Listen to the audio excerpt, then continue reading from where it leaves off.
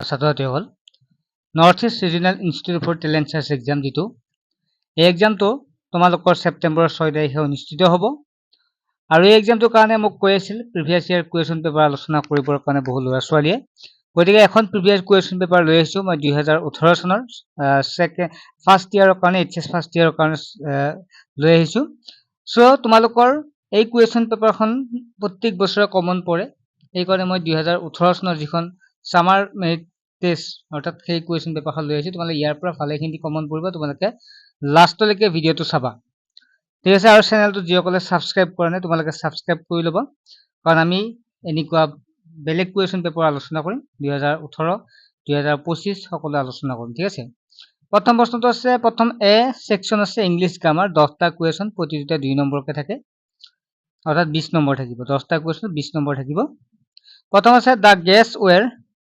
offended by his uncouth behavior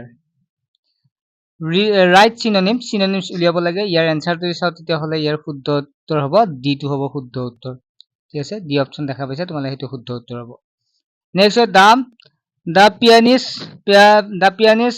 plays the tune with verb গতিকে ইয়াৰ এনসাৰটো চাও তেতিয়া হলে ইয়াৰ এ হ'ব শুদ্ধ উত্তৰ Number 3, while comparing more than two things we use.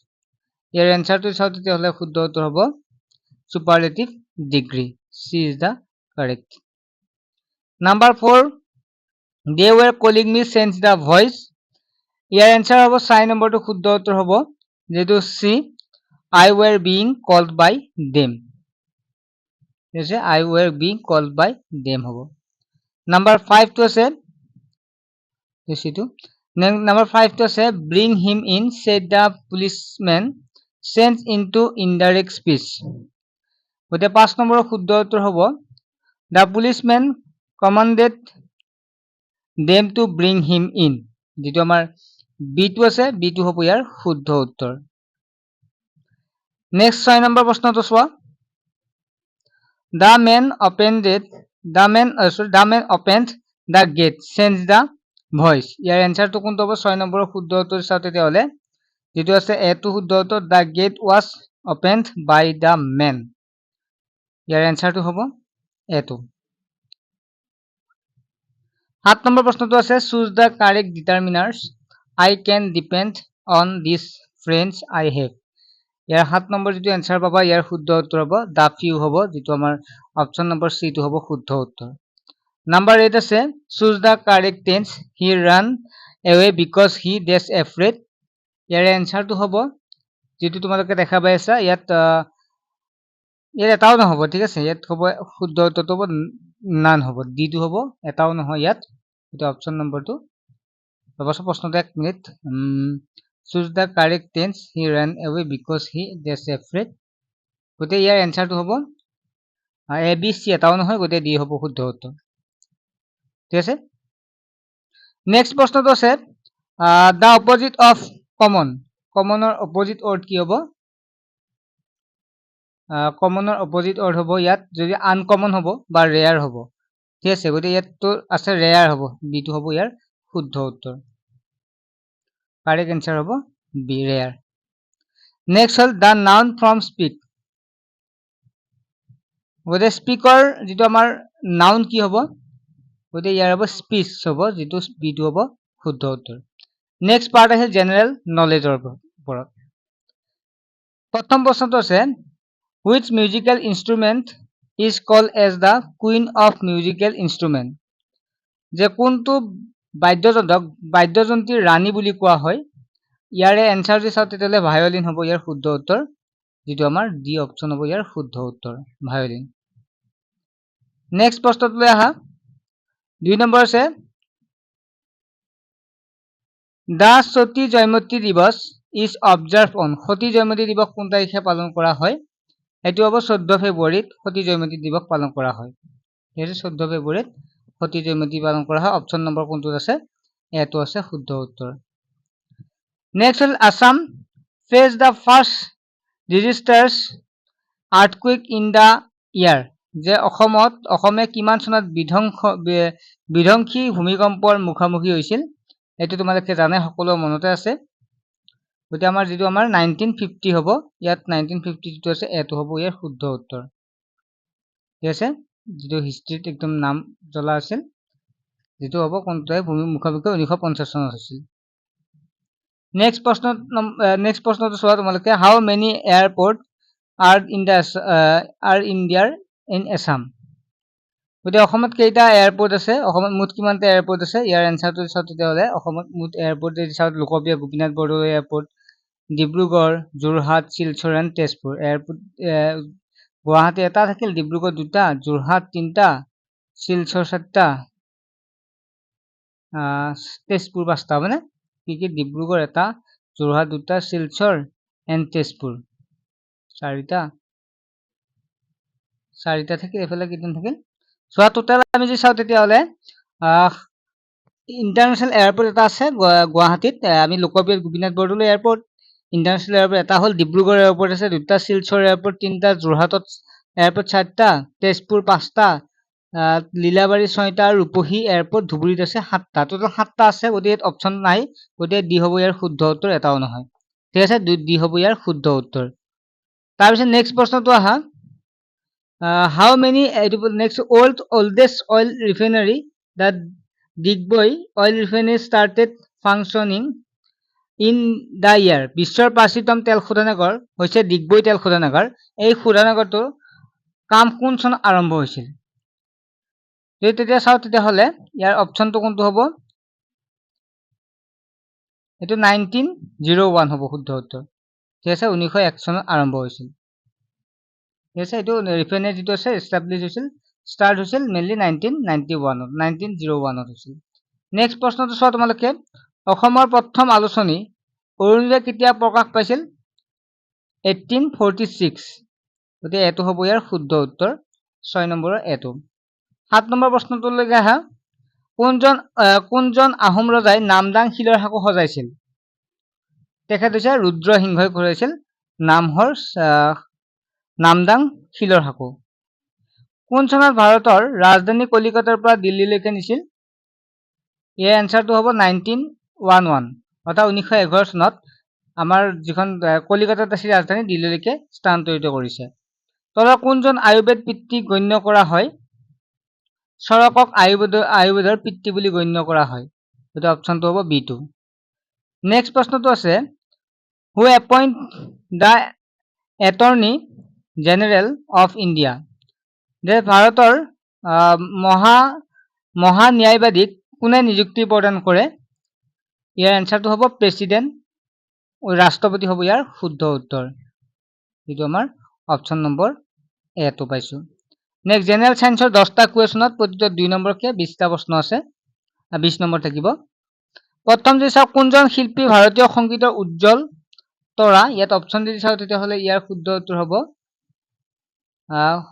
Bright artist Indian ছঙৰ আছে MS শুভম লক্ষ্মী, উস্তাদ বিছমিল্লা খান, লতা মংগেশকাৰ, আৰু এটাও নহয়।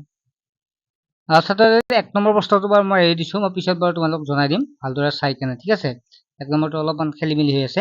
2 নম্বৰটো আছে, যিটো বিজুলী চাকিৰ উদ্ভাৱক কোনে কৰিছিল? যিটো আমাৰ ইলেক্ট্ৰিক লাইট কোনে কৰিছিল? তেতিয়া থমাছ আলভা হ'ব, আলভা এডিছন, যিটো আমাৰ অপশ্যন আছে থমাছ আলভা এডিছন, অৰ্থাৎ চিটো হ'ব ইয়াৰ শুদ্ধ উত্তৰ। নেক্সট 3 নম্বৰ, বিশ্বৰ প্ৰথম ডাক সেৱা কেতিয়াৰ পৰা আৰম্ভ হয়?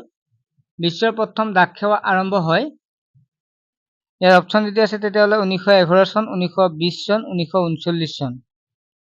গতিকে আমি চাওঁ তেতিয়াহ'লে ইয়াৰ শুদ্ধ উত্তৰ 1911 চন হ'ব। বিশ্বৰ ভিতৰত বুলি কৈছে, ভাৰতৰ কথা কোৱা নাই, বিশ্বৰ যিহেতু 1911 হ'ব। নেক্সট প্ৰশ্নটো আছে, who is the president famous artist in India? কোনজন বৰ্তমান সময়ত ভাৰতৰ বিখ্যাত চিত্ৰশিল্পী? তেখেত হৈছে যিটো মকবুল হুদা হুছেইন। ইয়াৰ শুদ্ধ উত্তৰ হ'ব এইটো হ'ব শুদ্ধ উত্তৰ। ঠিক আছে, নেক্সট আমি যদি চাওঁ, নেক্সট কুৱেশ্যন আছে, ইয়াত কৈছে হুইচ ইজ এনচিয়েণ্ট আৰ্ট, মানে আটাইতকৈ প্ৰাচীনতম কলা বুলি কোনবিধ কলা কোৱা যায়? ইয়াৰ ভিতৰত সংগীত আছে, ডেন্স আছে, আৰু চিত্ৰকলা আছে। কোনটো হ'ব ইয়াৰ? তোমালোকে এনচাৰটো গমে পাইছা, আৰ্ট হ'ব, যিটো চিত্ৰকল্প আগৰ পৰা তাৰমানে এই প্ৰাচীনতম কলা বুলি কোৱা হয়। নেক্সট প্ৰশ্নটো আছে, ভাৰতৰ পিতামহ হিচাপে কাক কোৱা হয়? গ্ৰেণ্ড অল্ডমেন বুলি কাক জনা যায়? গ্ৰেণ্ড অল্ডমেন হিচাপে দাদাভাই নৰজিক জনা যায়। ঠিক আছে, দাদাভাই নৰজি যিটো আছে অপশ্যন নম্বৰ এটো হ'ব শুদ্ধ উত্তৰ। তাৰপিছত 7 নম্বৰ প্ৰশ্নটো আগবাঢ়ো। 7 নম্বৰ প্ৰশ্নটো কি দিয়া আছে? কি গছৰ কাঠৰ পৰা ক্ৰিকেট বেট বনোৱা হয়? ইয়াৰ এনচাৰটো হ'ব, যদি আমি চাওঁ তেতিয়া যিটো আমাৰ ৱাইল্ড গছৰ পৰা বনোৱা হয়, গতিকে অপশ্যন নম্বৰ এটো হ'ব। 8 নম্বৰ প্ৰশ্নটো আছে, পাৰ্চী ধৰ্ম কোনে প্ৰচাৰ কৰিছিল? পাৰ্চীৰ ৰিলিজিয়নটো কোনে ফাউণ্ডেড কোনে আছিল? ইয়াৰ এনচাৰ যদি চাওঁ তেতিয়াহ'লে 8 নম্বৰ শুদ্ধ উত্তৰ হ'ব যিটো পাৰ্চী ধৰ্ম। ইয়াত কি আছে? মহাবীৰ আছে, গৌতম বুদ্ধ নহয়, য'ত মহম্মদ আছে, ইয়াত এটাও নহ'ব। ঠিক আছে, পাৰ্চী ইছলাম ধৰ্মই হজৰত মহম্মদ। তাৰপিছত আমি যদি চাওঁ তেতিয়াহ'লে মহাবীৰটো নহয়, মহাবীৰে পাৰ্চী ধৰ্ম গ্ৰহণ কৰা নাছিল। নেক্সট হ'ল গৌতম বুদ্ধ নহয়, গতিকে এটাও নহ'ব, শুদ্ধ উত্তৰ হ'ব ডিটো। নেক্সট প্ৰশ্নটো আছে, যিটো আমাৰ ৰবৰ গছৰ পৰা উৎপন্ন হোৱা তৰলবিধৰ নাম কি? ইয়াৰ এনচাৰ হ'ব, যিটো ৰবৰ গছৰ পৰা নিৰ্মাণ কৰা তৰলবিধৰ নাম লেটিক্স হ'ব। ঠিক আছে, লেটিক্স হ'ব ইয়াৰ শুদ্ধ উত্তৰ। নেক্সট হ'ল, which is the Nehru award given for Nehru বঁটা? নেহেৰু বঁটা কি কাৰণে দিয়া হয়? কোনসকলক নেহেৰু বঁটা প্ৰদান কৰা হয় সুধিছে। গতিকে নেহেৰু বঁটা দিয়া হয় যিটো আমাৰ কোনটো আছে? প্ৰথম আছে সাহিত্য আছে, আন্তঃৰাষ্ট্ৰীয় বুজাপৰা আছে, আৰু খেল আছে, তেনেকুৱাকে দিয়া আছে। গতিকে অপশ্যন নম্বৰ যদি চাওঁ তেতিয়াহ'লে ইয়াৰ শুদ্ধ উত্তৰ হ'ব চিটো হ'ব শুদ্ধ উত্তৰ, আন্তঃৰাষ্ট্ৰীয় বুজাৰ পৰা দিয়া হয়। তাৰপিছত আছে নেক্সট আছিল আমাৰ ৰিজনিং মেথছ। এইখিনি আমি নেক্সট ক্লাছত তোমালোকক জনাই দিম। ঠিক আছে, ৰিজনিং আৰু মেথছটো তোমালোকক নেক্সট ক্লাছত জনাই দিম। ঠিক আছে, কাৰণ এইখিনি অলপ বুজাই দিব লাগিব, বহুত ধুনীয়াকৈ বুজাই দিব লাগিব। তাৰপিছত আমি নেক্সটখিনি আগবাঢ়িব পাৰোঁ, পিকচাৰ ডিটেকশ্যন। ইয়াত কৈছে, কাষৰ চিত্ৰত দিয়া নোবেল পুৰস্কাৰ বিজয়ী বিজ্ঞানীজনৰ নাম কি? এখেতৰ নাম তোমালোকে জানাই, এখেত হৈছে মেডাম কুৰী হ'ব, মেডাম মেৰী কুৰী। নেক্সট কাষত দিয়া বিজ্ঞানীজনৰ নাম কি? কাষত দিয়া বিজ্ঞানীজনৰ নাম হৈছে CV ৰমন হ'ব। ইয়াৰ এনচাৰটো হ'ব যিটো বিটো হ'ব শুদ্ধ উত্তৰ। তাৰপিছত প্ৰশ্নটো আছে, তোমালোকে চোৱা কি দিয়া আছে? কাষৰ তালিকাত কিহৰ লগত জড়িত? কাষৰ তালিকাত তোমালোকে এইটো চিম্বলটো চাই গমে পাইছে, তোমালোকে এইটো সংগীতৰ লগত জড়িত, গতিকে মিউজিক হ'ব ইয়াৰ শুদ্ধ উত্তৰ। নেক্সট হৈছে, কাষত দিয়া ছবিখনৰ পৃথিৱীৰ বিখ্যাত লেখকগৰাকীৰ নাম কি? এইখন হৈছে উইলিয়াম শ্বেক্সপিয়াৰ হ'ব শুদ্ধ উত্তৰ, 4 নম্বৰৰ বিটো। 5 নম্বৰ, কাষৰ ছবিত দিয়া অসমৰ লগত জড়িত জনজাতীয় নৃত্যটিৰ নাম কি? জনজাতীয় নৃত্য যিটো আছে, এইটো নৃত্যৰ নাম কি বুলি কোৱা হৈছে? এইটো তিৱা জনজাতীয় নৃত্য হয়, গতিকে এনচাৰটো হ'ব এটো।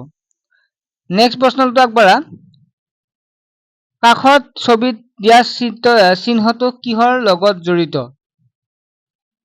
এইটো যদি চাওঁ, ASRLM ৰ লগত জড়িত, বিটো হ'ব ইয়াৰ শুদ্ধ উত্তৰ। কাষৰ ছবিত দিয়া যিটো এইটো জীৱিকা উত্তৰণ দিশে এই চিম্বলটো। নেক্সট, কাষৰ ছবিত দিয়া অসমৰ বুৰঞ্জী লিখা বুৰঞ্জীবিদ গৰাকীৰ নাম কি? যে এগৰাকী ব্যক্তি কোন কৈছে? অসমৰ বুৰঞ্জী লিখা বুৰঞ্জীবিদ গৰাকীৰ নাম এইটো হৈছে ছাৰ এডৱাৰ্ড জেনাইট বা গেট বুলি কোৱা হয়, ছাৰ এডৱাৰ্ড গেট বুলি কোৱা হয়, যিটো আমাৰ এইটো হ'ব শুদ্ধ উত্তৰ। কাষত দিয়া গুৰুজনাৰ নাম কি? এইটো সাই বাবা, যিটো আমাৰ বিটো হ'ব শুদ্ধ উত্তৰ। তোমালোকে ফটো দেখাই পাইছা। তাৰপিছত কাষত দিয়া ছবিখন চিষ্টাৰ নিবেদিতা, তেখেত কিহৰ লগত জড়িত? শিক্ষাৰ লগত জড়িত, গতিকে আমি যে শিক্ষাৰ লগতে জড়িত হ'ব, কাৰণ ভগিনী নিবেদিতাৰ বিষয়ে তোমালোকে পঢ়িছে, ক্লাছ 10তে পাইছা। নেক্সট আমি 10 নম্বৰ প্ৰশ্নটো আছে, ইয়াত কৈছে কাষত দিয়া চিহ্নটো কোন শিক্ষাৰ লগত জড়িত? কোনটো শিক্ষাৰ লগত? যিটো আমাৰ সৰ্বশিক্ষা অভিযানৰ লগত জড়িত, গতিকে SSA লগত জড়িত, গতিকে এইটো হ'ব ইয়াৰ শুদ্ধ উত্তৰ। ছাত্ৰ ছাত্ৰীসকল, আশা কৰোঁ তোমালোকে বুজি পাইছা। নেক্সটখিনি আমি মেথছখিনি লৈ আহিম, যদি লাগে তোমালোকে কমেণ্ট কৰিবা, এইখিনি এনচাৰখিনি কৰি দিব চেষ্টা কৰিম। ঠিক আছে, নেক্সট এটা ভিডিঅ'ত লগ পাম, বাই।